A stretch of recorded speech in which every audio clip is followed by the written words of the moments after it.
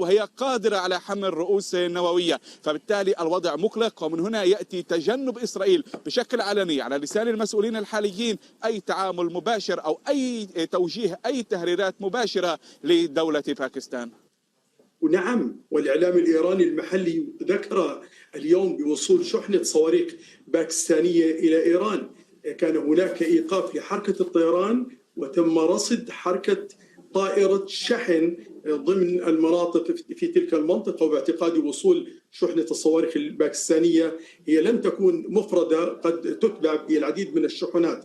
لكن في شيء آخر مهم جدا، في حال دخول أسلحة دفاع جوي سواء كان من الصين أو روسيا أو كوريا الشمالية خلال الفترة القادمة قد تنقلب المعادلة.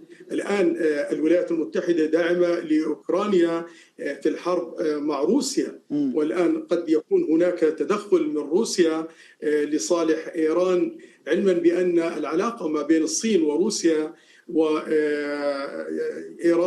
علاقة جيدة، ولذلك عملية التصعيد قد تدخل أطراف إضافيين في هذه العمليات أو في هذا الصراع، وقد تؤدي إلى توسيع الصراع، ومن شأنه أن يخفف الضغط. دخول أطراف أخرى في هذا الصراع قد يخفف الضغط على إيران، لأنه الآن هناك العديد من الأطراف في العالم.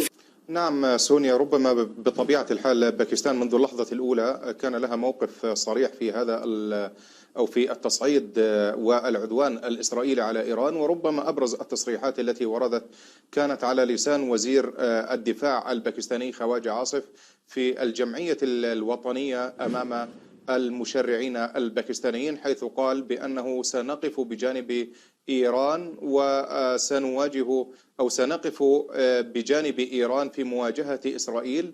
وكذلك أشار بأن باكستان ستمد ويد العون إلى إيران بكل ما أوتيت من وسائل ممكنة. وفي هذا الإطار هناك من فسر هذا التصريح على أنه يرمي إلى دعم عسكري إلى إيران، لكن وزارة الخارجية الباكستانية نفت بأن تكون باكستان قد صرحت وأنها قد مدت النظام الإيراني ب750 صاروخا باليستيا وفق ما صدر في كثير من الصحف الإيرانية قبل يوم أو يومين من الآن. وهذا الأمر استدعى توضيحا من قبل الخارجية الباكستانية التي أشارت في بيانها إلى إدانة منذ لحظة الاعتداء أو منذ لحظة شن الهجوم الإسرائيلي على إيران، وقالت بأن هذا انتهاكا صارخا ولا يمت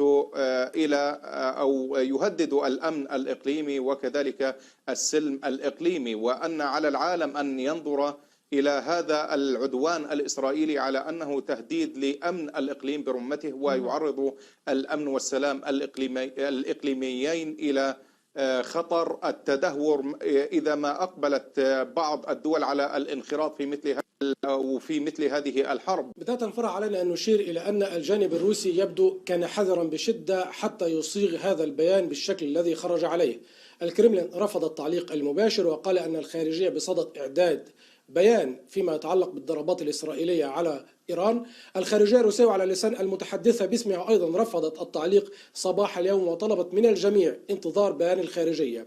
أما إذا أتينا إلى بيان وزارة الخارجية الذي يمثل الموقف الرسمي الروسي، البيان جاء بيانا كبيرا طويلا واضح اللهجة والعبارات، إدانة